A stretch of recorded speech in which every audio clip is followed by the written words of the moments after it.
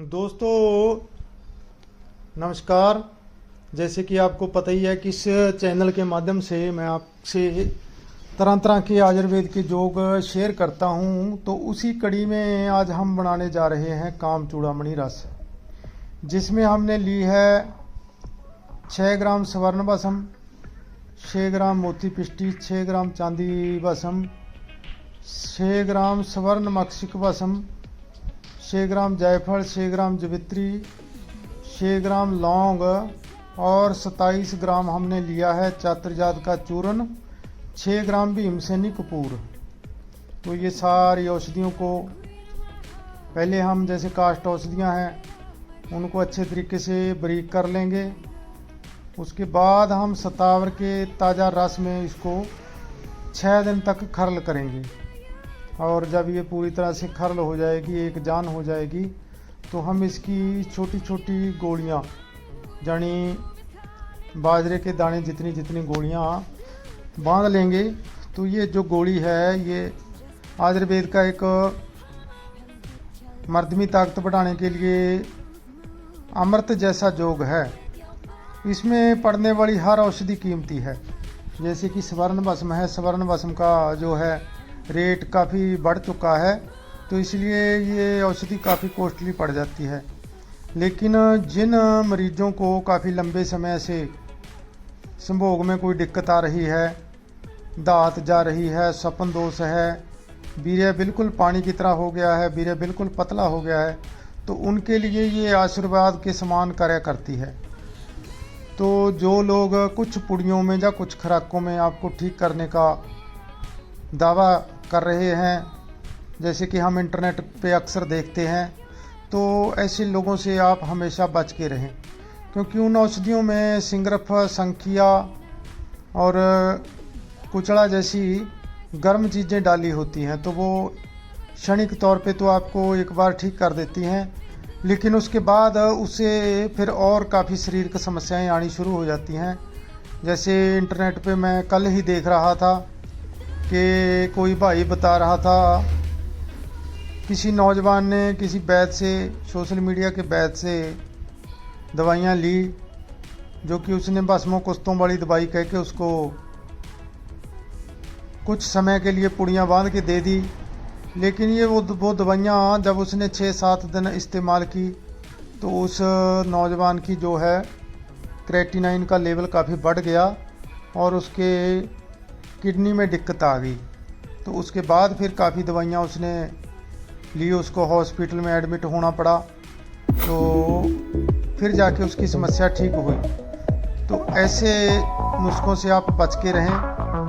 अगर आप चाहते हैं कि कुछ ही खुराकों में ये समस्या ठीक हो जाएगी, तो ऐसा संभव नहीं है। सबसे पहले कारण देखा जाता है कि आपको समस्या किस कारण से आई है, उसके बाद फिर उस कारण का जो है योग्य इलाज भी किया जाता है और उस कारण को हटाया जाता है। तो किसी तरह की कोई मरीज बद परहेजी कर रहा है तो उस बद परहेजी को दूर किया जाता है, उसको सही तरीके से परहेज बताए जाते हैं और फिर उसको उसके कंडीशन के हिसाब से, उसकी गुस्से के हिसाब से, उसकी प्रकृति के हिसाब से उसको औषधियाँ दी जाती हैं। जैसे नौजवानी का जो काल होता है ये पित्त का काल होता है, तो नौजवानों में पित्त काफ़ी ज़्यादा बड़ी होती है। दूसरा नंबर हमारा खान पान भी आजकल ऐसा हो गया है जिसमें हम पित्तवर्धक आहार ले रहे हैं, फास्ट फूड ले रहे हैं, तो कार्य भी हमारा तकरीबन बैठने का ही हो गया है। इसलिए ऐसे रोगों में जो पित्त को बढ़ाएं ऐसी औषधियों से हमेशा बचना चाहिए। हाँ, जिन रोगियों की प्रकृति कब्ज है या फिर जिनकी प्रकृति बातज है, तो वो औषधियाँ जैसे सिंगरफ है, संखिया है, कुचड़ा है, तो उनको ऐसी औषधियाँ कार्य करती हैं। लेकिन जिन मरीजों की प्रकृति पित्तज है, शरीर में गर्मी पड़ी हुई है, पेशाब पीला आता है, भूख कम लगती है, कब्ज बनी रहती है, खाया पिया हजम नहीं होता, तो ऐसे रोगियों के लिए योग्य तरीके से बनी हुई ये काम चूड़ामणि रस आशीर्वाद की तरह कार्य करती है। ये शरीर में पड़ी हुई गर्मी को शांत करती है, वीर्य में पड़ी हुई गर्मी को शांत करती है और जननेंद्रियों में आई हुई कमजोरी को दूर करती है, क्योंकि इसमें बराबर मात्रा में स्वर्ण भस्म पड़ जाती है। तो इसका लंबे समय तक सेवन करना चाहिए और इसको योग्यानुपान के साथ सेवन करें। जैसे इसको दूध, घी, मक्खन, मलाई के साथ सेवन करें, या फिर इसको च्यवनप्राश या अश्वगंधा रिष्ट या शतावरी आदि चूर्ण के साथ इसका सेवन किया जाए तो कुछ ही समय में आपकी कमजोरी बिल्कुल ठीक हो जाती है। इसलिए हमेशा ऐसे नुस्खे आपके समक्ष पेश करता हूँ जो आपकी समस्या को निर्मूल कर दे। हमारे पास ऐसे बहुत से लोग हैं जो शरीर की गर्मी को निकाल के आपकी समस्या को बिल्कुल ठीक कर देते हैं। इसलिए पहले अपने शरीर की प्रकृति का मुआयना करें। प्रकृति का मुआयना करने के लिए आपको 2-3 मैं सिम्टम बता देता हूँ। एक तो जिनकी प्रकृति गर्म है उनको पेशाब तकरीबन पीला आता है, पसीना बहुत ज़्यादा आता है, प्यास लगती है, भूख कम लगती है, तो हाजमा उनका खराब रहता है। कईयों का तो लीवर फैटी हो जाता है। तो ऐसे रोगियों को साथ इस कामचूड़ामणि रस के साथ लीवर की दवाइयाँ, लीवर को ठीक करने वाली दवाइयाँ, ताकि लीवर अपना कार्य सुचारू रूप से करे।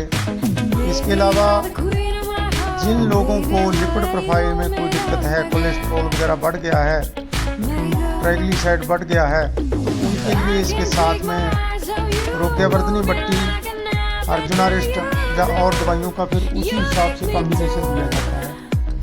अतः मेरा समझाने का तात्पर्य यही है कि कभी भी आप ऐसी दवाई मत लें जो कि आपके हाजमे में बिगाड़ पैदा करे, आपकी किडनी का जो कार्य है उसमें बाधा डाले, और चाहे कितनी भी अच्छी दवाई आपको कोई कह के दे रहा हो, लेकिन आप उसमें पड़ने वाले घटक एक बार जरूर देख लें, एक बार जरूर उनका मुआयना करें।